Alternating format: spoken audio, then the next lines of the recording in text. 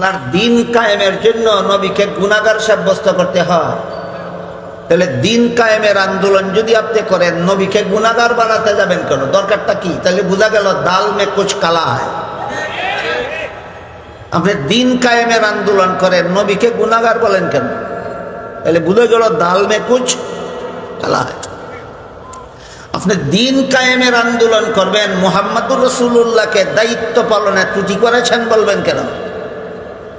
দিন কায়েমের জন্য নবীর দায়িত্ব পালনে কি পরিমাণ ত্রুটি করার দরকার? বিষয়টাকে বুঝাতে পারলাম আপনাদেরকে? বুঝে থাকলে বলুন তো, দিন কায়েমের জন্য নবীকে দোষী সাব্যস্ত করা দরকার, দিন পালনের জন্য, দিন কায়েমের জন্য নবীকে গুনাহগার সাব্যস্ত করা দরকার, না শুধু শুধু এগুলি শুধু শুধু নিছক আকীদার ভ্রান্তি? এগুলি দিন কায়েমের কোনো কাজ নয়, বরং এগুলি দিনকে ধ্বংস করার চক্রান্ত। ঠিক বলছেন মনে হয়, অনেকেই বুঝে শুনে বলেননি। আমি আরেকটু বলি, তারপরে ঠিক বেঠিক বলবেন। নবী যদি দায়িত্ব পালনে ত্রুটি করে থাকে, তাহলে নবীর কাছ থেকে উম্মতে যা শিখল সেটা পরিপূর্ণতাকে না অপূর্ণতাকে? নবী যদি দায়িত্ব পালনে ত্রুটি করে থাকেন, তাহলে নবীর কাছ থেকে উম্মতে যা পাইল সেটা পূর্ণাঙ্গ না অপূর্ণাঙ্গ? তাহলে আমাদের দিন অপূর্ণাঙ্গ। নবী দায়িত্ব পালনে ত্রুটি করলে আমার দিন কায়েম হলো না দিন উম্মতের কাছে সন্দেহযুক্ত হয়ে গেল? শুধু উম্মতের কাছে নয়, সারা দুনিয়ার মানুষের কাছে এটা একটা প্রমাণ হয়ে গেল যে তোমরাই বলো তোমাদের নবী দায়িত্ব পালনে ত্রুটি করেছেন, কাজেই গ্যারান্টি পাওয়া গেল তোমাদের দিন ত্রুটিপূর্ণ। দিনকে, নবীকে দায়িত্ব পালনে ত্রুটি করেছেন বলে দিনকে ত্রুটিপূর্ণ সাব্যস্ত করার নাম একামতে দিন। দিন কায়েম করা না দিনকে ধ্বংস করা? এটা দিনকে ধ্বংস করার চক্রান্ত, দিন কায়েম করার কাজ নয় নবীকে গুনাহগার সাব্যস্ত করা। সহজ ব্যাপার নয়। আল্লাহ আগেই বলেছিলেন, ওয়া ইল্লাম তাফআল ফামা বাল্লাগতা রিসালাতাহ। একটি কথাও যদি আমার নাজিলকৃত ওহীর একটি কথাও যদি আমার বান্দাদের কাছে পৌঁছাতে বাকি থাকে আপনার, তাহলে রেসালতের দায়িত্ব পালনে ত্রুটি হয়ে যাবে। যেহেতু আল্লাহ আগের থেকেই সতর্ক করে দিয়েছিলেন, বিদায় হজের অনেক আগের থেকেই আল্লাহ নবীকে এ মর্মে সতর্ক করে দিয়েছিলেন যে আমার দিন এর একটি কথাও যদি আপনার উম্মতকে পৌঁছাতে বাকি থাকে, তাহলে আপনার রেসালতের দায়িত্ব অসম্পন্ন থেকে যাবে। সেই কথা নবীর স্মরণে ছিল বিদায় হজের ভাষণের দিন। তাই নবী বিদায় হজের ভাষণের দিন বলেছিলেন, হাল বাল্লাগতুকুম, আল্লাহর সব কথা, আল্লাহর নাজিলকৃত সব কথা আমি তোমাদের পৌঁছিয়েছি কিনা? সাহাবায়ে কেরাম বলেন পৌঁছিয়েছেন। আল্লাহ বলেন আকমালতু লাকুম দীনাকুম, তোমাদের দিনকে অপূর্ণ রেখে দিলাম না পরিপূর্ণ করে দিলাম? নবীর দায়িত্ব পালনে ত্রুটির কারণে আমাদের দিনটা পরিপূর্ণ হইল, নবী দায়িত্ব পালনে ত্রুটি করার কারণে দিনটা পরিপূর্ণ হইল না ত্রুটি মুক্ত থাকার কারণে দিনটা পরিপূর্ণ হইল? এই জন্য কোরআন উস্তাদের কাছে শিখতে হয়। কোরআন নিজে নিজে শিখে কোরআনের পণ্ডিত হওয়া যায় না।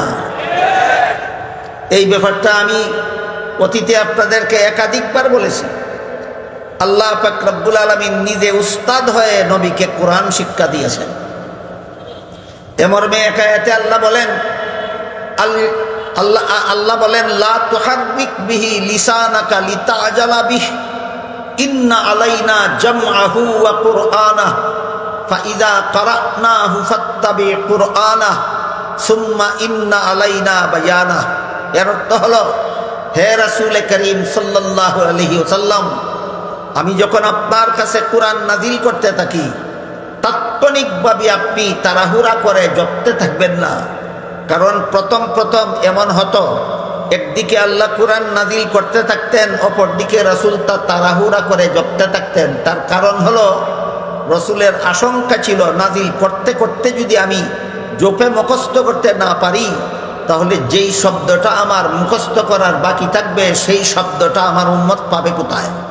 এজন্য রাসূল তাড়াহুড়া করে জপতে থাকতেন। আল্লাহ বাধা দিয়ে বলেন, এমনটা করবেন না, আমি নিজ দায়িত্বে আপনার কাছে কোরআন নাজিল করি, নিজ দায়িত্বেই কোরআন আপনাকে স্মরণ রাখাইয়া দেব। আপনার জপে কোরআন মুখস্থ করতে হবে না। কাজেই নাজিল করার সময় জপবেন না, শুধু গভীর মনোযোগে লক্ষ্য রাখবেন। তারপরে আল্লাহ বলেন, সুম্মা ইন্না আলাইনা বায়ানা, অতঃপর আমি আল্লাহ নিজ দায়িত্বে আপনাকে কোরআন শিক্ষা দেব। যে নবীর কাছে কোরআন নাজিল হইল সেই নবীও নিজে নিজেই কোরআন শিখেছেন না আল্লাহ শিক্ষা দিয়েছেন? তাইলে এবার বলুন, যে নবীর কাছে কোরআন নাজিল হইল সেই নবীকেও যদি আল্লাহর পক্ষ থেকে কোরআন শিক্ষা দিতে হয়, তাহলে কোন পণ্ডিতের বাপে নিজে নিজেই কোরআন শিখতে পারে? কোরআন নিজে নিজে শিখার বিষয় নয়, কোরআন উস্তাদের কাছে শিখার বিষয়। বিষয়টা আপনাদের বোঝাতে পারলাম? কোরআন নিজে নিজে শিখার মতো একটা বিদ্যা না উস্তাদের কাছে শিখার মতো? আমি শিখেছি আমার উস্তাদের কাছে, তিনি শিখেছেন তার উস্তাদের কাছে, তিনি তার উস্তাদের কাছে, তিনি তার উস্তাদের কাছে, এভাবে যেতে যেতে যেতে শেষ পর্যন্ত একজন উস্তাদ শিখেছিলেন একজন তাবেঈর কাছে, একজন তাবেঈন কোরআন শিখেছিলেন একজন তাবেঈর কাছে, তাবেঈ কোরআন শিক্ষা করেছিলেন সাহাবায়ে কেরামের কাছে, সাহাবায়ে কেরাম কোরআন শিক্ষা শিখেছিলেন রাসূলের কাছে, রাসূল কোরআন শিখেছিলেন আল্লাহর কাছে। আম্মা বা'দু ফাআউযু বিল্লাহি মিনাশ শাইতানির রাজীম। বিসমিল্লাহির রাহমানির রাহিম। اليوم أكملت لكم دينكم وأتممت عليكم نعمتي ورضيت لكم الإسلام دينا بارك الله لنا ولكم في القرآن العظيم ونفعنا وإياكم بالآيات والذكر الحكيم। শ্রদ্ধেয় সভাপতি হযরত উলামায়ে কেরাম, দূর দূরান্ত থেকে আগত সর্বস্তরের মুসলমান ভাইয়েরা আমার, এবং পর্দার আড়ালে বসা আমার মা ও বোনেরা, পবিত্র কোরআনের সর্বমোট 114 সূরার মধ্যে এক সূরার নাম আছে সূরায়ে মায়েদা। সেই সূরায়ে মায়েদার 3 নম্বর আয়াতের শেষের দিক থেকে একটু অংশ আমি আপনাদের সামনে তিলাওয়াত করেছি। এই আলোচ্য তিলাওয়াতকৃত আয়াতাংশের তাফসীরের আলোকে আমাদের বর্তমান সমাজের বিভিন্ন সমস্যাবলীর সমাধান আপনাদের সামনে তুলে ধরা। তাই আজকে, আগামীকাল এবং আগামী পরশু 3 দিন একই আয়াতাংশের তাফসীরের আলোকে বিভিন্ন সমস্যাবলী এবং সেগুলির সমাধান আপনাদের সামনে তুলে ধরব ইনশাআল্লাহ। ওমা তৌফিকি ইল্লা বিল্লাহ। আলোচ্য আয়াতাংশে আল্লাহ বলেন, আল ইয়াউমা আকমালতু লাকুম দীনাকুম। এর অর্থ হলো, আজকে আমি তোমাদের দ্বীনকে পরিপূর্ণ করে দিলাম। এখানে 3টি কথা ব্যাখ্যা সাপেক্ষ। প্রথম নম্বর কথা হলো, এখানে আল্লাহ আজকে বলতে কোন দিন বুঝালেন? এই প্রশ্নের জবাব ব্যাখ্যা সাপেক্ষ। দ্বিতীয় কথা হলো, আমাদের দিন বলতে কি বুঝালেন? এর জবাব ব্যাখ্যা সাপেক্ষ। তৃতীয় কথা হলো, দ্বীনের পরিপূর্ণতা বলতে কি বুঝালেন? এই প্রশ্নের জবাবও ব্যাখ্যা সাপেক্ষ। যদি পরিবেশ পরিস্থিতি আমার আলোচনার অনুকূলে হয়, সুযোগ সুবিধা সময় সুযোগ হয়, তাহলে প্রথম বিষয়টা আজকে, দ্বিতীয় বিষয়টা আগামীকাল, তৃতীয় বিষয়টা পরশু বর্ণনা করার চেষ্টা করব। আজকে চেষ্টা করব, আজকে বলতে আল্লাহ কোন দিন বুঝালেন এই প্রশ্নের জবাব দেওয়ার। আগামীকাল চেষ্টা করব আমাদের দিন বলতে আল্লাহ কি বুঝালেন এর জবাব দেওয়ার। পরের দিন চেষ্টা করব আমাদের দিনকে পরিপূর্ণ বলে আল্লাহ কি বুঝালেন তার জবাব দেওয়ার। এই আলোচনার তালিকাটা আপনাদের সামনে প্রথমেই উল্লেখ করলাম এজন্য যেন আপনারা ধারাবাহিকভাবে আয়াতের তফসির এবং তফসিরের আলোকে নব উদ্ভূত সমস্যাবলীর সমাধান বুঝার জন্য মনোযোগী হতে পারেন এবং অপেক্ষায় থাকতে পারেন। আমরা আজকে বুঝার চেষ্টা করি এখানে আল্লাহ আজকে বলতে কোন দিন বুঝালেন। এই প্রশ্নের সংক্ষিপ্ত জবাব হলো আল্লাহ আয়াত যেদিন নাজিল করেছিলেন সেই দিন বুঝালেন। আয়াতে আল্লাহ আজকে তোমাদের দিনকে পরিপূর্ণ করে দিলাম, এখানে আজকে বলতে কোন দিন বুঝালেন? আয়াত যেদিন নাজিল করেছিলেন সেই দিন বুঝালেন। তাই আবার প্রশ্ন জাগে, তাহলে আয়াত কোন দিন নাজিল করেছিলেন? এই আয়াতটা আল্লাহ নাজিল করেছিলেন, আয়াতটা অনেক দীর্ঘ, অনেক লম্বা, এবং আয়াতের বিভিন্ন অংশের বিভিন্ন শানে নুজুল আছে। সম্পূর্ণটা আয়াত আল্লাহ পাক রব্বুল আলামিন নাজিল করেছিলেন আমাদের মহানবী মুহাম্মদুর রাসূলুল্লাহ সাল্লাল্লাহু আলাইহি ওয়াসাল্লামের ঐতিহাসিক বিদায় হজের ভাষণের দিনে। আমাদের নবীর ঐতিহাসিক বিদায় হজের ভাষণের দিনে আল্লাহ আয়াত নাজিল করেছিলেন। তাই এখানে আজকে বলতে রাসূলের বিদায় হজের ভাষণের দিন বুঝালেন। ইসলামের ইতিহাস সম্পর্কে যাদের মোটামুটি ধারণা আছে তাদের জানা থাকার কথা আমাদের নবীর বিদায় হজের ভাষণের ইতিহাস। আর যাদের ধারণা নাই অথবা মনে নাই অথবা জানা নাই তাদের জন্য আমি আবার পুনরায় উল্লেখ করে বলছি। আমাদের মহানবী মুহাম্মদুর রাসূলুল্লাহ সাল্লাল্লাহু আলাইহি ওয়াসাল্লাম দুনিয়ার থেকে বিদায় হওয়ার প্রায় 3 মাস আগে জীবনের শেষ হজ পালন করেছিলেন। এই হজ পালনের 3 মাস পরেই তিনি দুনিয়ার থেকে বিদায় হয়ে গেছিলেন। এজন্য তার সেই হজটাকে বিদায় হজ বলা হয়। এই হজে রাসূলের জীবনের শেষ হজে, যার নাম বিদায় হজ, এই হজে রাসূলের সাথে হজে অংশগ্রহণ করেছিলেন লক্ষাধিক সাহাবায়ে কেরাম। লক্ষাধিক সাহাবায়ে কেরামের সমন্বয়ে রাসূল হজ পালনকালে হজের 3টি ফরজের সবচেয়ে বড় গুরুত্বপূর্ণ ফরজ হল জিলহজ মাসের 9 তারিখ সন্ধ্যা পর্যন্ত, সূর্য অস্ত যাওয়া পর্যন্ত আরাফার ময়দানে অবস্থান করা। এটাকে হজের পরিভাষায় উকুফে আরাফা বলা হয়। তাই রাসূল তার বিদায় হজে লক্ষাধিক সাহাবায়ে কেরামদেরকে নিয়ে জিলহজ মাসের 9 তারিখে আরাফার ময়দানে অবস্থানকালে ময়দানের এক প্রান্তে একটি ছোট্ট পাহাড় আছে, এটাকে জাবালে রহমত বা রহমতের পাহাড় বলা হয়।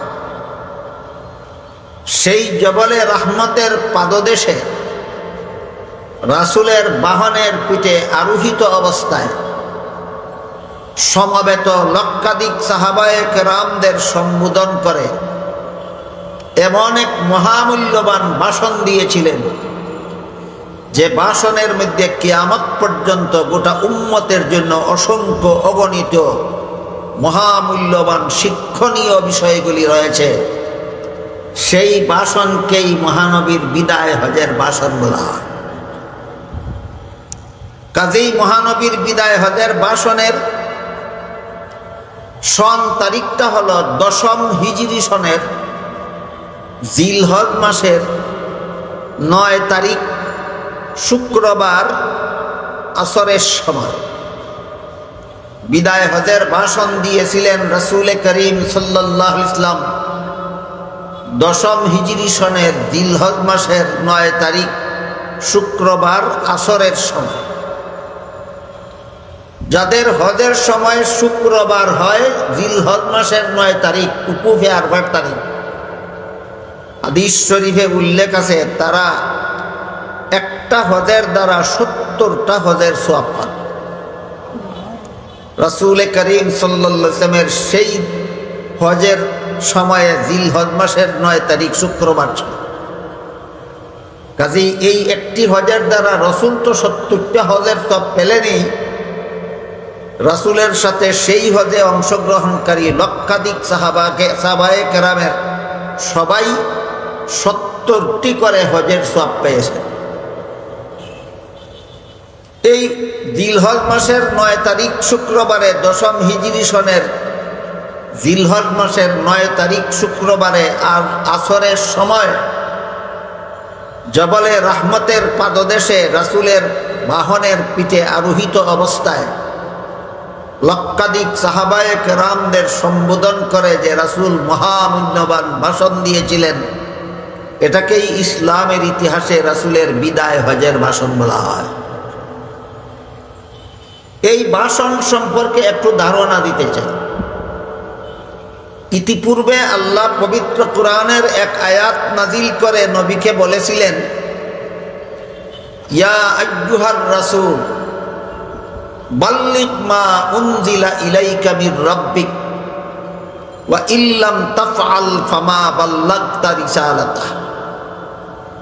এর অর্থ হলো, হে রাসূল করিম সাল্লাল্লাহু আলাইহি ওয়াসাল্লাম, আল্লাহর পক্ষ থেকে আপনার কাছে যা কিছু নাজিল হয় সবগুলি আল্লাহর বান্দাদের কাছে পৌঁছে দিন। এই পৌঁছে দেওয়াকেই কুরআনের ভাষায় তবলিগ বলা হয়। তবলিগ শব্দের অর্থই পৌঁছে দেওয়া। এখানে আল্লাহ রাসূলকে কি পৌঁছে দিতে বললেন আল্লাহর বান্দাদের কাছে? আল্লাহর পক্ষ থেকে যা কিছু নাজিল হয়। আমাদের বিভিন্ন আয়াতের তাফসীর বা ব্যাখ্যা বোঝার সুবিধার্থে সর্বদা মনে রাখা দরকার যে আল্লাহর পক্ষ থেকে রাসূলের কাছে কি নাজিল হয়। এ প্রশ্নের সংক্ষিপ্ত জবাব হলো, আল্লাহর পক্ষ থেকে রাসূলের কাছে ওহী নাজিল হয়। তো দয়া করে বলবেন কি নাজিল হয়? ওহী নাজিল। এই ওহী দুই প্রকার। এক প্রকার ওহীর নাম ওহিয়ে মাতলু, আরেক প্রকার ওহীর নাম ওহিয়ে গায়রে মাতলু। এটা মাদ্রাসার ছাত্রদের পরিভাষা, উলামায়ে কেরামের জানা আছে। কিন্তু আপনারা যারা আলেম নন, মাদ্রাসার ছাত্র নন, আপনারা এভাবে বললে বুঝবেন না। ওহিয়ে মাতলু এক প্রকার ওহীর নাম, ওহিয়ে গায়রে মাতলু আরেক প্রকার ওহীর নাম, এভাবে বললে বুঝবেন না। আপনাদের বোঝার সুবিধার জন্য বলছি, এক প্রকার ওহীর নাম কুরআন, আরেক প্রকার ওহীর নাম হাদিস। এবার বুঝলেন কিনা? আল্লাহর পক্ষ থেকে রাসূলের কাছে ওহী নাজিল হয়, এটা দুই প্রকার। এক প্রকার ওহীর নাম হলো কুরআন, আরেক প্রকার ওহীর নাম হলো হাদিস। এখানে হয়তো কারো মনে প্রশ্ন জাগতে পারে, কুরআন হাদিস উভয়টাই যদি আল্লাহর ওহী হয়, তাইলে নাম দুইটা হইল কেন? এক প্রকার ওহীর নাম কুরআন হলো কেন, আরেক প্রকার ওহীর নাম হাদিস হলো কেন? তার কারণ হলো, যে ওহীর শব্দ এবং মর্ম উভয়টাই আল্লাহর পক্ষ থেকে নির্ধারিত, সেই ওহীকে কোরআন বলা হয়। আর যে ওহীর মর্মটা শুধু আল্লাহ পাঠান, আর আল্লাহর পাঠানো মর্মটাকে রাসূল নিজের চয়নকৃত ভাষায় উম্মতের কাছে ব্যক্ত করেন, সেই ওহীকে হাদিস বলা হয়। এজন্য এই পার্থক্যের কারণে ওহী দুই প্রকার হয়েছে। এক প্রকার, প্রথম প্রকার ওহীর নাম হলো কোরআন, আর দ্বিতীয় প্রকার ওহীর নাম হলো হাদিস। সারমর্ম হলো আল্লাহর পক্ষ থেকে রাসূলের কাছে দুটি জিনিস নাজিল হয়, একটি হলো কোরআন, আল্লাহর কোরআন, আর একটি হলো রাসূলের হাদিস। হাদিস রাসূলের বলা হয় কেন? এখানে ভাষাটা রাসূলের চয়নিত, কিন্তু মর্মটা আল্লাহর প্রেরিত, এই জন্য হাদিসকেও আল্লাহর ওহী বলা হয়। তাই আল্লাহ বলেন, ইয়া আইয়ুহার রাসূল বাল্লিগ মা উনজিলা ইলাইকা মির রাব্বিক।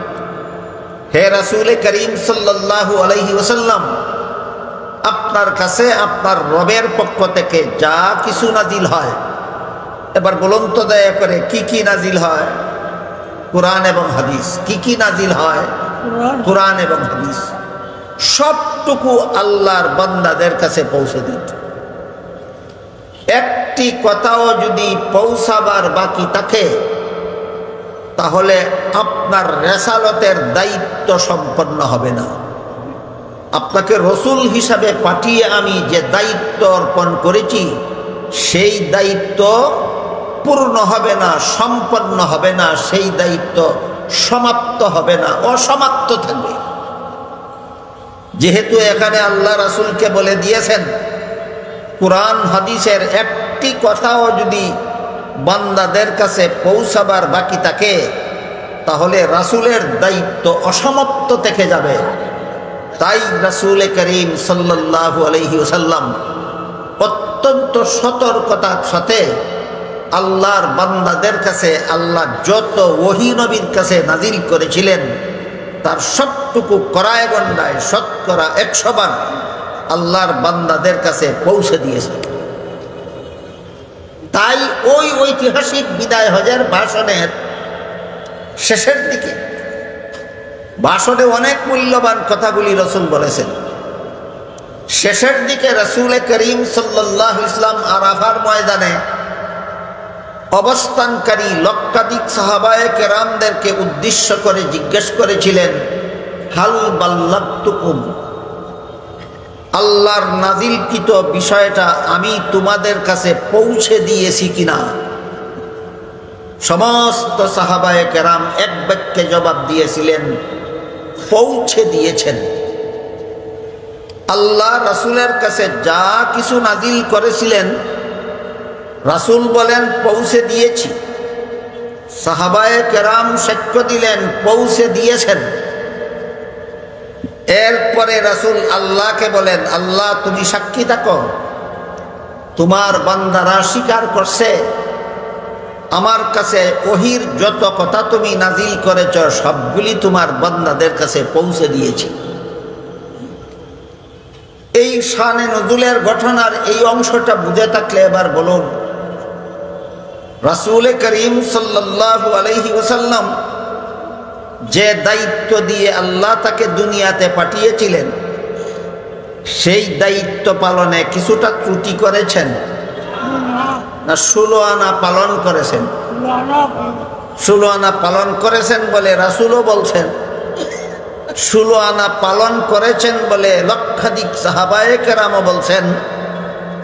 সাথে সাথে আল ইয়াউমা আকমালতু লাকুম দীনাকুম, আজকে আমি তোমাদের দিনকে পরিপূর্ণ করে দিলাম বলে আল্লাহ নিজেও সাক্ষ্য দিলেন যে এই দিন পরিপূর্ণ, এই দিন কোনো অংশ রাসূল তোমাদের কাছে পৌঁছাতে বাকি রাখেননি। এখানে রাসূল যে তার রেসালতের দায়িত্ব পালন করতে বিন্দু মাত্র ত্রুটি করেননি, তার 3টি প্রমাণ পাওয়া গেল। 1 নম্বর প্রমাণ, রাসূল নিজে বলছেন আমি রেসালতের দায়িত্ব পুরাপুরি পালন করেছি। সাহাবায়ে লক্ষাধিক সাহাবায়ে কেরাম সাক্ষ্য দিলেন রাসূল তার রেসালতের দায়িত্ব পুরাপুরি পালন করেছেন। আল্লাহ আকমালতু লাকুম দীনাকুম আয়াতাংশের মাধ্যমে আল্লাহ নিজে সাক্ষ্য দিলেন রাসূল তার রিসালাতের দায়িত্ব পুরাপুরি পালন করেছেন। কেন রাসূল বিদায় হজের ভাষণের শেষের দিকে সাহাবাদের কাছ থেকে এই সাক্ষ্য নিলেন? যেহেতু ইতিপূর্বে আল্লাহ বলে দিয়েছিলেন একটি কথাও যদি পৌঁছাবার বাকি থাকে তাহলে রিসালাতের দায়িত্ব অসম্পন্ন থাকবে। সহজ কথা না কঠিন কথা? এই জন্য বিদায় হজের ভাষণের দিকে রাসূল সাক্ষ্য আদায় করলেন সাহাবায়ে কেরামের কাছ থেকে, হাল বাল্লাগতুকুম বলে, আমি কি আল্লাহর নাজিলকৃত সবগুলি কথা তোমাদের পৌঁছে দিয়েছি?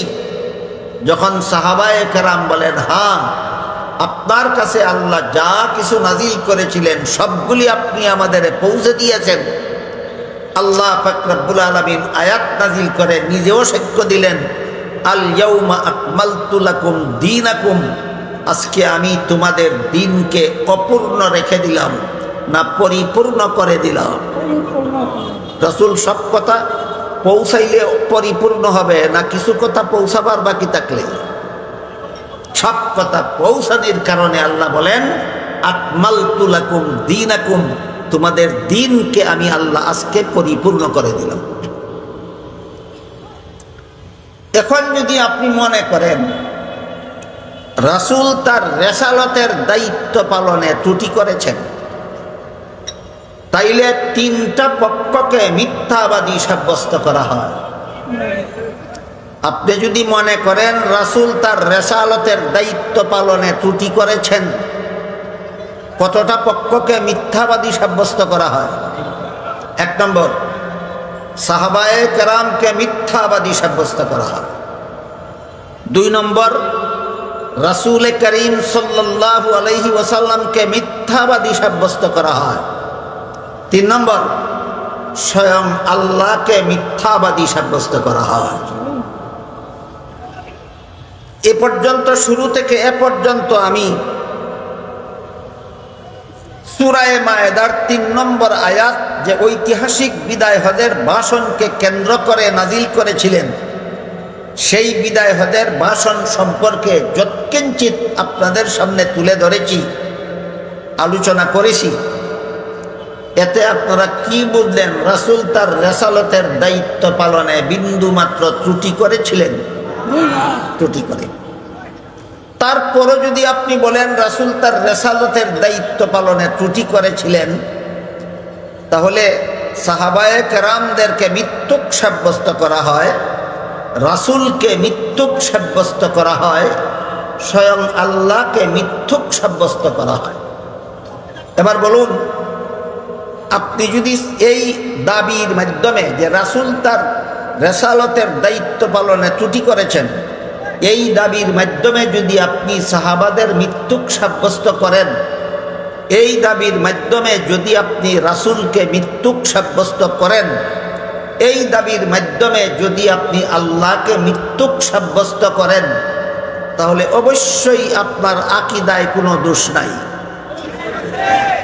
অনেকে আকীদার দোষ বলে বুঝে না, আকীদার বলে দোষ বুঝে না। আকীদা মানে ঈমান, বিশ্বাস। আকীদা মানে ঈমান, বিশ্বাস। দোষ থাকলে ঈমান নষ্ট হয়, নির্দোষ হলে ঈমান বিশুদ্ধ হয়। তাহলে আমাদের ঈমান আকীদা দোষী হওয়া দরকার না নির্দোষ হওয়া দরকার? নির্দোষ আকীদা মন গড়া যুক্তির দ্বারা সাব্যস্ত হয় না বিশুদ্ধ কোরআন হাদিসের বিশুদ্ধ দলিল দ্বারা সাব্যস্ত হয়? কোরআন হাদিসের বিশুদ্ধ দলিল দ্বারা সহিহ আকীদা সাব্যস্ত হয়। আকীদা সাব্যস্ত করার বেলায় যদি কেউ কোরআন হাদিসের দলিলকে এড়িয়ে যায়, পাশ কেটে যায়, আর চাপাবাজির মাধ্যমে মন গড়া যুক্তি দিয়া যদি আকীদা প্রমাণ করতে চায়, অবশ্যই তার আকীদায় দোষ থাকতে বাধ্য। আকীদা যুক্তির দ্বারা সাব্যস্ত হবে না আকীদা কোরআন হাদিসের দ্বারা সাব্যস্ত হবে? সুতরাং রাসূল তার দায়িত্ব পালনে ত্রুটি করেছিলেন, এই আকীদা নির্দোষ না দোষী আকীদা? দোষী আকীদা। এইভাবে সাহাবাদেরকে মৃত্যুক সাব্যস্ত করার মতো দোষী আকীদা, রাসূলকে মৃত্যুক সাব্যস্ত করার মতো দোষী আকীদা, স্বয়ং আল্লাহকে মৃত্যুক সাব্যস্ত করার মতো দোষী আকীদা আল্লাহর দ্বীন কায়েমের জন্য কতটুকু দরকার? দোষী আকীদা পোষণ করা দরকার আল্লাহর দ্বীন কায়েমের জন্য। তাহলে আল্লাহর দ্বীন কোন জিনিস? কোন গোড়ার ডিমের না? দ্বীন কি? আমার মনে আছে, আপনাদের মনে আছে কিনা জানি না, গত বছরের এই তফসির সম্মেলনের 3 দিনে শুধু আল্লাহর দ্বীন কাকে বলে বুঝিয়েছি। যারা ভুলে গেছেন তাদেরকে আবার স্মরণ করিয়ে দিচ্ছি। প্রসিদ্ধ একটি হাদিস আছে, হাদিসে জিবরিল বলা হয়। সেখানে আল্লাহর রাসূল উম্মতকে 3 প্রকার এলেম শিক্ষা দিয়েছেন। তারপরে সর্বশেষে বলেছেন, এই 3টা এলেম তোমাদের দ্বীন। বলুন আমাদের দ্বীন কোন জিনিস? এই ব্যাপারে একটু সুস্পষ্ট ধারণা থাকা দরকার কিনা? 3টা এলেম তোমাদের দ্বীন। একটা এলিমের নাম গত বছর সবিস্তারে বলেছি, এই জন্য এই বছর আবার সবিস্তারে বলার দরকারও নাই, সুযোগও নাই। একটা এলিমের নাম হলো ইলমে আকাইদ। ওই আকাইদ আকিদা শব্দের বহু বছর। আর একটা এলিমের নাম ইলমে ফিকহ, আর একটা এলিমের নাম ইলমে তাজকিয়া। ইলমে আকাইদ শিক্ষা দিয়েছেন, ইলমে ফিকহ শিক্ষা দিয়েছেন, ইলমে তাজকিয়া শিক্ষা দিয়েছেন, দিয়ে বলেছেন এই 3টা এলেম হলো তোমাদের পরিপূর্ণ দ্বীন। মনে স্মরণ রাখতে পারবেন জীবনভর পরিপূর্ণ দ্বীন আমাদের কতটা এলিমের নাম বলেছেন রাসূল? 3টা এলিম শিক্ষা দিয়া রাসূল বলেছেন এই 3টা এলেম হইল তোমাদের পরিপূর্ণ দ্বীন। প্রথম এলিমটার নাম ইলমে আকাইদ, এটা আকিদা শব্দের বহুবচন। দ্বিতীয় এলিমের নাম ইলমে ফিকহ, তৃতীয় এলিমের নাম ইলমে তাজকিয়া। গত বছরের কথা যাদের মনে নাই তাদের জন্য 3টা এলিমের ডেফিনেশন, 3টা এলিমের সংজ্ঞা আজকে আবার বলে দিচ্ছি।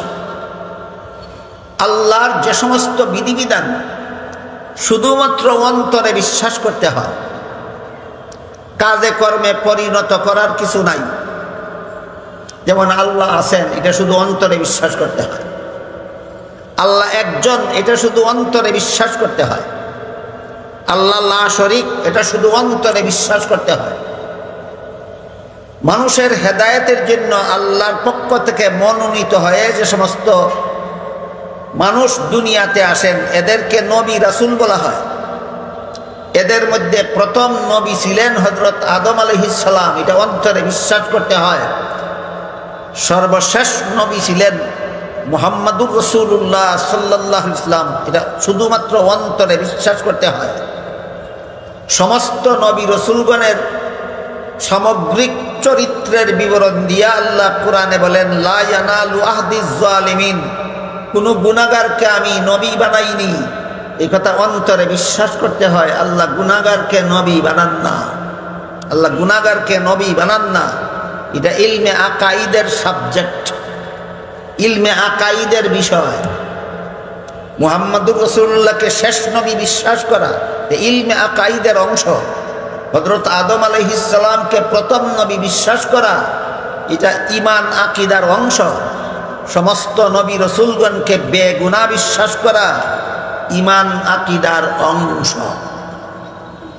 বুঝা থাকলে এবার বলুন তো, কোন নবীকে গুনাহগার সাব্যস্ত করতে, কোন নবীকে গুনাহগার সাব্যস্ত করতে হবে দ্বীন কায়েমের জন্য?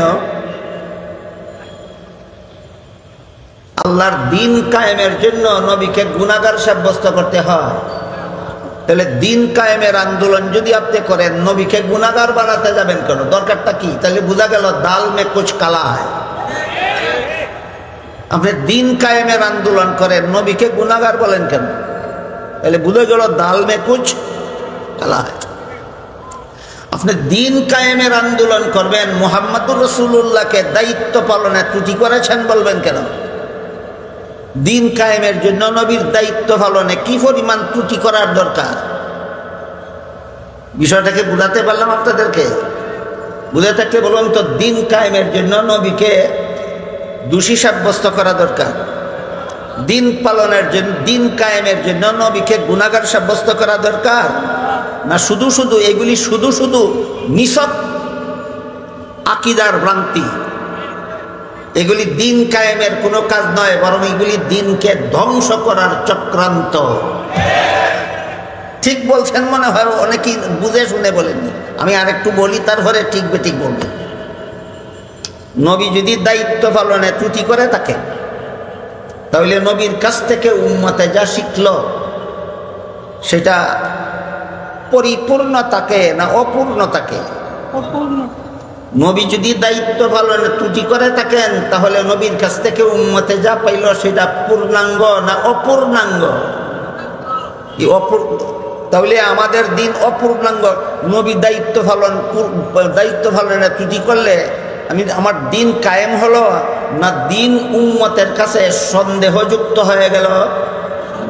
শুধু উম্মতের কাছে নয়, সারা দুনিয়ার মানুষের কাছে এটা একটা প্রমাণ হয়ে গেল যে তোমরাই বলো তোমাদের নবী দায়িত্ব পালনে ত্রুটি করেছেন, কাজেই গ্যারান্টি পাওয়া গেল তোমাদের দিন ত্রুটিপূর্ণ। দিনকে, নবীকে দায়িত্ব পালনে ত্রুটি করেছেন বলে দিনকে ত্রুটিপূর্ণ সাব্যস্ত করার নাম একামতে দিন। দিন কায়েম করা না দিনকে ধ্বংস করা? এটা দিনকে ধ্বংস করার চক্রান্ত, দিন কায়েম করার কাজ নয় নবীকে গুনাহগার সাব্যস্ত করা। সহজ ব্যাপার নয়। আল্লাহ আগেই বলেছিলেন, ওয়া ইল্লাম তাফআল ফামা বাল্লাগতা রিসালাতাহ। একটি কথাও যদি আমার নাজিলকৃত ওহীর একটি কথাও যদি আমার বান্দাদের কাছে পৌঁছাতে বাকি থাকে আপনার, তাহলে রেসালতের দায়িত্ব পালনে ত্রুটি হয়ে যাবে। যেহেতু আল্লাহ আগের থেকেই সতর্ক করে দিয়েছিলেন, বিদায় হজের অনেক আগের থেকেই আল্লাহ নবীকে এ মর্মে সতর্ক করে দিয়েছিলেন যে আমার দিন এর একটি কথাও যদি আপনার উম্মতকে পৌঁছাতে বাকি থাকে, তাহলে আপনার রেসালতের দায়িত্ব অসম্পন্ন থেকে যাবে। সেই কথা নবীর স্মরণে ছিল বিদায় হজের ভাষণের দিন।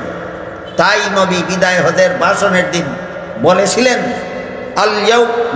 হাল বাল্লাগতুকুম, আল্লাহর সব কথা, আল্লাহর নাজিলকৃত সব কথা আমি তোমাদের পৌঁছিয়েছি কিনা? সাহাবায়ে কেরাম বলেন পৌঁছিয়েছেন। আল্লাহ বলেন আকমালতু লাকুম দীনাকুম, তোমাদের দিনকে অপূর্ণ রেখে দিলাম না পরিপূর্ণ করে দিলাম? নবীর দায়িত্ব পালনে ত্রুটির কারণে আমাদের দিনটা পরিপূর্ণ হইল, নবী দায়িত্ব পালনে ত্রুটি করার কারণে দিনটা পরিপূর্ণ হইল না ত্রুটি মুক্ত থাকার কারণে দিনটা পরিপূর্ণ হইল? এই জন্য কোরআন উস্তাদের কাছে শিখতে হয়। কোরআন নিজে নিজে শিখে কোরআনের পণ্ডিত হওয়া যায় না। এই ব্যাপারটা আমি অতীতে আপনাদেরকে একাধিকবার বলেছি। আল্লাহ পাক রব্বুল আলামিন নিজে উস্তাদ হয়ে নবীকে কোরআন শিক্ষা দিয়েছেন। এমর্মে এক আয়াতে আল্লাহ বলেন লা তুহাররিক বিহি লিসানাকা লিতাজালা বিহি ইন্না আলাইনা জামআহু ওয়া কুরআনাহ ফাইযা ক্বারানাহু ফাত্তাবি কুরআনাহ সুম্মা ইন্না আলাইনা বায়ানাহ। এর অর্থ হলো, হে রাসূল করিম সাল্লাল্লাহু আলাইহি ওয়াসাল্লাম, আমি যখন আপনার কাছে কোরআন নাজিল করতে থাকি, তাৎক্ষণিকভাবে আপনি তাড়াহুড়া করে জপতে থাকবেন না। কারণ প্রথম এমন হতো, একদিকে আল্লাহ কোরআন নাজিল করতে থাকতেন, অপরদিকে রাসূল তা তাড়াহুড়া করে জপতে থাকতেন। তার কারণ হলো, রাসূলের আশঙ্কা ছিল নাজিল করতে করতে যদি আমি জপে মুখস্থ করতে না পারি, তাহলে যেই শব্দটা আমার মুখস্থ করার বাকি থাকবে সেই শব্দটা আমার উম্মত পাবে কোথায়? এজন্য রাসূল তাড়াহুড়া করে জপতে থাকতেন। আল্লাহ বাধা দিয়ে বলেন, এমনটা করবেন না। আমি নিজ দায়িত্বে আপনার কাছে কোরআন নাজিল করি, নিজ দায়িত্বেই কোরআন আপনাকে স্মরণ রাখাইয়া দেব। আপনার জপে কোরআন মুখস্থ করতে হবে না। কাজেই নাজিল করার সময় জপবেন না, শুধু গভীর মনোযোগে লক্ষ্য রাখবেন। তারপরে আল্লাহ বলেন সুম্মা ইন্না আলাইনা বায়ানা, অতঃপর আমি আল্লাহ নিজ দায়িত্বে আপনাকে কোরআন শিক্ষা দেব। যে নবীর কাছে কোরআন নাজিল হইল সেই নবীও নিজে নিজেই কোরআন শিখেছেন, না আল্লাহ শিক্ষা দিয়েছেন? তাইলে এবার বলুন, যে নবীর কাছে কোরআন নাজিল হইল সেই নবীকেও যদি আল্লাহর পক্ষ থেকে কোরআন শিক্ষা দিতে হয়, তাহলে কোন পণ্ডিতের বাপে নিজে নিজেই কোরআন শিখতে পারে? কোরআন নিজে নিজে শিখার বিষয় নয়, কোরআন উস্তাদের কাছে শিখার বিষয়। বিষয়টা আপনাদের বুঝাতে পারলাম? কোরআন নিজে নিজে শিখার মতো একটা বিদ্যা না উস্তাদের কাছে শিখার মতো? আমি শিখেছি আমার উস্তাদের কাছে, তিনি শিখেছেন তার উস্তাদের কাছে, তিনি তার উস্তাদের কাছে, তিনি তার উস্তাদের কাছে, এভাবে যেতে যেতে যেতে শেষ পর্যন্ত একজন উস্তাদ শিখেছিলেন একজন তাবেঈর কাছে, একজন তাবেঈন কোরআন শিখেছিলেন একজন তাবেঈর কাছে, তাবেঈ কোরআন শিক্ষা করেছিলেন সাহাবায়ে কেরামের কাছে, সাহাবায়ে কেরাম কোরআন শিক্ষা শিখেছিলেন রাসূলের কাছে, রাসূল কোরআন শিখেছিলেন আল্লাহর কাছে, রাসূল কোরআন শিখেছিলেন আল্লাহর কাছে। এই ধারাবাহিকতায় যারা কোরআন শিখে এরা নবী দায়িত্ব পালনে ত্রুটি করেছিলেন বলতে পারে না। ধারাবাহিক এই উস্তাদের এই ধারাবাহিকতায় যারা কোরআন শিখে তারা নবী তার নবুয়তের দায়িত্ব পালনে ত্রুটি করেছিলেন বলতে পারে না। নবী দায়িত্ব পালনে ত্রুটি করেনকে আমি আল্লাহ পরিপূর্ণ করে দিলাম। তো বলতেছিলাম গত বছর 3টা এলেম এর বিস্তারিত বিবরণ দিয়েছি। রাসূল তারপরে বলেছেন এই 3টা এলিমের নাম তোমাদের দিন। এর মধ্যে একটা এলিমের নাম হইল ইলমে আকাইদ। আকাইদ আকিদা শব্দের বহু বচন। কোন এলিমকে বলে? যে এলিম আল্লাহর যে সমস্ত বিধিবিধান শুধুমাত্র অন্তরে বিশ্বাস করতে হয়, কাজে কর্মে পরিণত করার কিছু নাই, এমন এলিম শিখার নাম ইলমে আকাইদ। যেমন নবীদেরকে বেগুনাহ অন্তরে বিশ্বাস করতে হয়, যা কাজ করে দেখাবার মতো কিছু নয়। দ্বিতীয় যে এলেমটা রাসূল উম্মতকে শিক্ষা দিয়েছিলেন সেটা হলো ইলমে ফিকহ। ইলমে ফিকহর সংক্ষিপ্ত ডেফিনেশন হলো আল্লাহর যে সমস্ত বিধিবিধান শুধুমাত্র অন্তরে বিশ্বাস করলে চলে না, শরীরের অঙ্গ প্রত্যঙ্গের দ্বারা, বাহ্যিক অঙ্গ প্রত্যঙ্গের দ্বারা পালন করতে হয়, এমন সব বিধান জানার নাম ইলমে ফিকহ। যেমন ওযুর 4 ফরজ মনে মনে বিশ্বাস করলে উযু হয় না, মুখ ধুইতে হয়, হাত ধুইতে হয়, মাথা মাসে করতে হয়, পা ধুইতে হয়, তাহলে উযু ইলমে আকাইদের বিষয় না ইলমে ফিকহর বিষয়? ইলমে ফিকহর বিষয়। নামাজের 13 ফরজ বিশ্বাস করলে নামাজ হয় না, রুকু সেজদা করতে হয়, তাইলে নামাজ ইলমে আকাইদের বিষয় না ইলমে ফিকহর বিষয়? এই হলো ইলমে ফিকহর পরিচয়। তারপরে রাসূল করিম সাল্লাল্লাহু আলাইহি ওয়াসাল্লাম সেই হাদিসে জিবরিলে উম্মতকে ইলমে তাজকিয়া শিক্ষা দিয়েছেন। ইলমে তাজকিয়ার সংক্ষিপ্ত পরিচয় হলো আল্লাহর যে সমস্ত বিধিবিধান শুধু অন্তরে বিশ্বাস করলেও চলে না, শরীরের বাহ্যিক অঙ্গ প্রত্যঙ্গের দ্বারা পালনও করা যায় না, বরং আল্লাহর যেসব বিধিবিধান বিশ্বাসও করতে হয় অন্তরের দ্বারা, পালনও করতে হয় অন্তরের দ্বারা, এসব বিধিবিধান জানার নাম ইলমে তাজকিয়া। এর 3 নাম। এক নাম হলো ইলমে তাজকিয়া, আরেক নাম হলো ইলমুল ইহসান, আরেক নাম হলো ইলমে তাসাব্বুফ। এই 3 নাম। তো 3 নাম বললে আপনারা হয়তো সবটা স্মরণ রাখতে পারবেন না, এই জন্য আপাতত আমরা একটা নামই স্মরণ রাখি, ইলমে তাজকিয়া। ইলমে তাজকিয়া আল্লাহর ওই সমস্ত বিধান জানার নাম যেসব বিধান অন্তরে বিশ্বাস করলেও চলে না আর বাহ্যিক অঙ্গের দ্বারা পালনও করা যায় না, বরং বিশ্বাসও করতে হয় অন্তরের দ্বারা, পালনও করতে হয় অন্তরের দ্বারা। এর একটা উদাহরণ আল্লাহ পাক রব্বুল আলামিন বলেন, কাদ আফলাহাল মুমিনুন আল্লাযীনা হুম ফি সালাতিহিম খাশিউন। ওই সমস্ত মুমিনগণ সফল যারা নামাজে আল্লাহর ধ্যানে মগ্ন এবং আল্লাহর ভয়ে ভীত থাকে। এবার বলেন, আল্লাহর ধ্যানে মগ্ন হয় চেহারার দ্বারা না, হাতের দ্বারা না, পায়ের দ্বারা না, কানের দ্বারা না, চোখের দ্বারা না, জিহ্বার দ্বারা না, অন্তরের দ্বারা? নামাজে আল্লাহর ধ্যানে মগ্ন থাকো, এটা আল্লাহর বিধান। এই বিধানটা পালন করতে হয় কিসের দ্বারা? অন্তরের দ্বারা। নামাজে আল্লাহর ভয়ে ভীত থাকো, এটা আল্লাহর বিধান। বলুন, আল্লাহর ভয়ে ভীত থাকতে হয় কিসের দ্বারা? অন্তরের দ্বারা। এই জন্য ইলমে তাজকিয়ার সহজ পরিচয়, আল্লাহর যে সমস্ত বিধান শুধু অন্তরে বিশ্বাস করলে চলে না এবং বাহ্যিক অঙ্গের দ্বারা পালন করা যায় না, বরং যে সমস্ত বিধান বিশ্বাসও করতে হয় অন্তরের দ্বারা, পালনও করতে হয় অন্তরের দ্বারা, এইসব বিধান জানার নাম ইলমে তাজকিয়া। তিনটা ইলম শিক্ষা দিয়া রাসূল বলেন, হুয়া জিবরিলু আতাকুম ইউআল্লিমুকুম দীনাকুম। এই তিনটা ইলম তোমাদের দিন, একথা শিক্ষা দেওয়ার জন্য জিবরিল এসেছিলেন। তাইলে এই হাদিসে রাসূল করিম সাল্লাল্লাহু আলাইহি ওয়াসাল্লাম আমাদের কতটা জিনিসকে, কতটা ইলমকে আমাদের দিন বলেছেন? তিনটা ইলম। ইলমে আকাইদ, ইলমে আকাইদ আমাদের দিন, ইলমে ফিকহ আমাদের দিন, ইলমে তাজকিয়া আমাদের দিন। এবার বলেন, আকাইদ কোন শব্দের বহুবচন? আকিদা। ভ্রান্ত আকিদা সমূহ পোষণ করার নাম দিন না বদ্দিন? তাহলে বিশুদ্ধ দিন কোনটা? বিশুদ্ধ আকিদা। বদ আকিদার নাম বদ্দিন, বিশুদ্ধ আকিদার নাম বিশুদ্ধ দিন।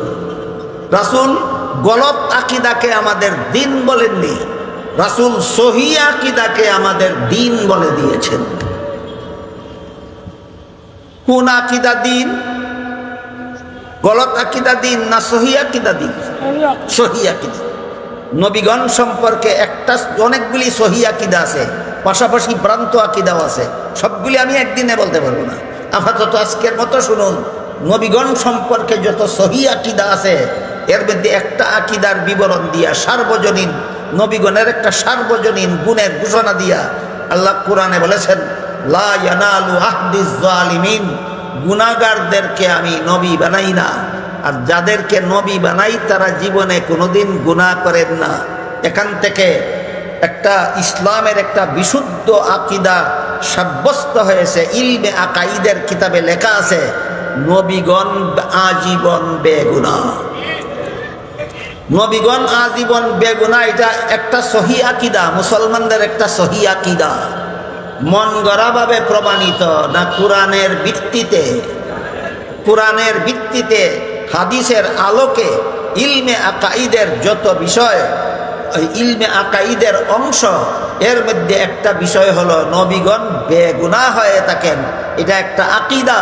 সুতরাং নবীগণকে বেগুনাহ বিশ্বাস করার নাম দিন। নবীগণকে দায়িত্ব পালনে ত্রুটি করেছেন, নবীগণকে গুনাহগার সাব্যস্ত করা দিন নয়, বদ্দিন। আকিদা পোষণ করবেন বদ্দিনই, আর আন্দোলনের দাবি করবেন দিন কায়েমের। এটার মধ্যে তো মিল খুঁজে পাওয়া যায় না। মিল না গরমিল? এই গরমিলটাকে আমি বলেছি দাল মে কুছ কালা হয়, দাল মে কুছ কালা হয়। আমার এতক্ষণের কথা যারা শুনেছেন, বুঝেছেন? বলুন, নবীগণকে গুনাহগার সাব্যস্ত করা, নবী দায়িত্ব পালনে ত্রুটি করেছেন মনে করা দিন না বদ্দিন? এটার নাম দিন কায়েম নয়, এটার নাম বদ্দিনী। এটার নাম দিন কায়েম করা না, এটার নাম বদ্দিনী। দিন নষ্ট করা, দিন ধ্বংস করা, দিনের ব্যাপারে গোটা উম্মতের অন্তরে সন্দেহ সৃষ্টি করে দেওয়া, এমনকি বেদিন কাফিরদেরকে সুযোগ করে দেওয়া যে তোমরাই তো বলো তোমাদের নবী দায়িত্ব পালনে ত্রুটি করেছেন, সুতরাং দিনের যেসব কাজে ত্রুটি করেছেন সেই সব কাজ তোমাদের ভ্রান্ত, তোমাদের দিন সঠিক দিন নয়। এমন ফাঁক ফুকর হাদিসে রাখেননি। নবীকে এইভাবে দোষী সাব্যস্ত করে দেওয়া যে দায়িত্ব পালনে ত্রুটি করেছেন, এই ফাঁক ফুকর আল্লাহ রাখেননি। আল্লাহ আগেই বলে দিয়েছেন, একটা কথাও যদি পৌঁছাবার বাকি থাকে আপনার দায়িত্ব পালন হবে না। বিদায় হজের ভাষণের দিনে নবী 100 লক্ষ ছাত্রদের জিজ্ঞেস করেন, আমি সব কথা পৌঁছিয়েছি কিনা? তারা বলেন পৌঁছিয়েছেন। এই দিনই আল্লাহ আয়াত নাযিল করে বলেন, আল ইয়াউমা আকমালতু লাকুম দীনাকুম। তোমাদের দিনকে আমি আল্লাহ অপূর্ণ রাখিনি, পরিপূর্ণ করে দিয়েছি। নবী কিছু কথা পৌঁছাবার বাকি রাখার কারণে তোমাদের দিনকে আমি আল্লাহ পরিপূর্ণ করে দিয়েছি। নবী কিছু কথা পৌঁছাতে বাকি রাখার কারণে, দায়িত্ব পালনে ত্রুটিকে থাকার কারণে, না ত্রুটিমুক্ত দায়িত্ব পালনের কারণে? ত্রুটিমুক্ত দায়িত্ব পালনের কারণে।